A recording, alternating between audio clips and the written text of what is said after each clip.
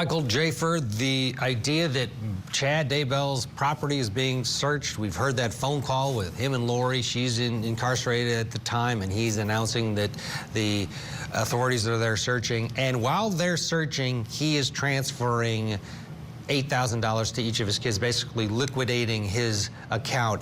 That, to me, is huge because that means he knows they're going to find those bodies on his property.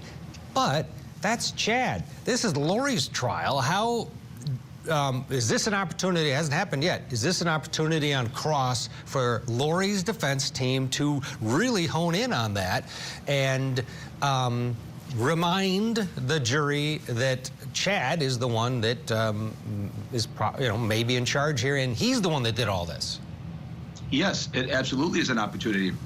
Here's the thing: when the prosecutors in their opening statement made a promise to the jury that we're going to prove to you that this is about money, among other things, I really hope that they have more evidence and more compelling evidence than what they've presented right now. Because if all they can show is that her husband, who's not on trial, was transferring $8,000 and she had Social Security that actually went away by her kids dying, then they don't have a basis there. This is crazy, because what you would expect to see, if a prosecutor promises you, I'm going to show you that this is about money, you want to see seven figures.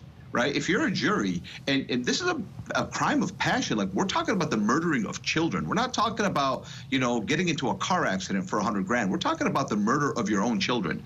So if they're going to try to prove to the jury that her husband transferred money and he knew that they were going to lose if he didn't transfer the money, they're going to find the kids, this becomes very convoluted. I was one of the people that watched the opening statements, and I said, wow, I want to see. They're promising that this is about money, sex, and power.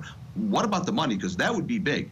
We're talking, as a matter of fact, it turns out now that she lost money by her kids dying, right? So this is going to be embarrassing. If I'm her defense attorney, I'm salivating at the cross-examination. My line of questioning is simple. You said this is about money, but by her kids dying, she lost the Social Security. So what financial gain did she get by her kids dying?